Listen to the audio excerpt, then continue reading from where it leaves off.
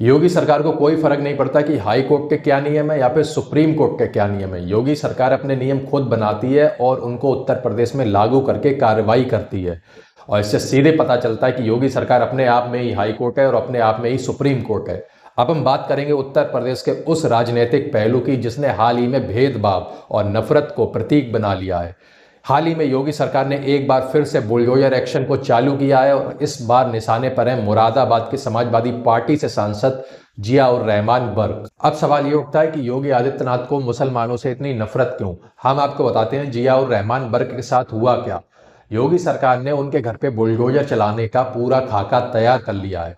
Media reports के मुताबिक वहां के प्रशासन ने बुलडोजर की कार्रवाई की पूरी तैयारी कर ली है, ये आरोप लगाते हुए कि उन्होंने अवैध संपत्ति अर्जित की है।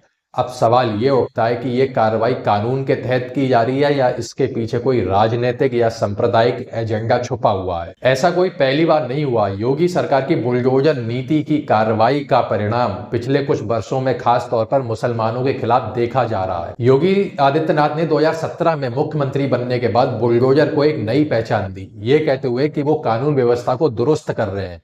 लेकिन योगी आदित्यनाथ ने पिछले कुछ वर्षों में ऐसे कदम उठाए हैं जिनको देख के लगता है कि वो मुसलमानों को सीधे तौर पर टारगेट कर रहे हैं। हमने और आप लोगों ने देखा होगा कि ज्यादातर बुलडोजर चलता है वो मुसलमानों के ही इलाकों में क्यों चलता है। सरकारी आंकड़ों के हिसाब से जितनी भी संपत्तियां बुलडोजर नीति के द्वारा गिराई गई हैं उसमें से 70% मुसलमानों की थी। इस दौरान सरकार की प्रक्रिया में कोर्ट से कोई नोटिस भी नहीं दिया जाता और इंसाफ के नाम पे सिर्फ एक धर्म को ही निशाना बनाया जाता। क्या ये सही है? योगी सरकार अपने फायदे और अपने वोट बैंक को मजबूत करने के लिए एक विशेष समुदाय, एक विशेष धर्म को टारगेट कर रही है और अपने वोट बैंक को मजबूत करने के लिए मुसलमानों के साथ अन्याय कर रही है। कुछ लोग इसे राजनीति का हिस्सा बताते हैं, कुछ लोग इसे कानूनी कार्रवाई का हिस्सा बताते हैं, तो कुछ लोग इसे योगी सरकार की ध्रुवीकरण राजनीति बताते हैं। आप लोगों को क्या लगता है कि बुलडोजर पॉलिटिक्स का सही इस्तेमाल हो रहा है या फिर ये सिर्फ एक धर्म को टारगेट करने का तरीका है?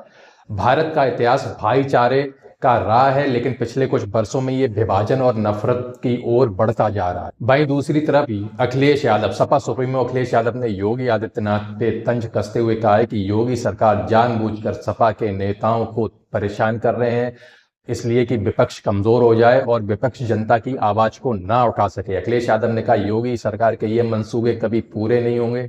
विपक्ष पूरी मजबूती के साथ जनता के साथ खड़ा है और उसका कोई भी नेता योगी के बुलडोजर से डरने वाला नहीं है। यहाँ तक अखिलेश यादव ने यह भी कहा है कि 2027 में जब सरकार बदलेगी तो जो बुलडोजर की नीति है उसको पूरी तरह से खत्म कर दिया जाएगा और जितने भी बीजेपी के नेता हैं, क्या वो दूध के धुले नहीं है, उन्होंने भी अर्जित संपत्ति करी है, वो कोई साफ संपत्ति नहीं है, वो भी बेईमानी से करी है।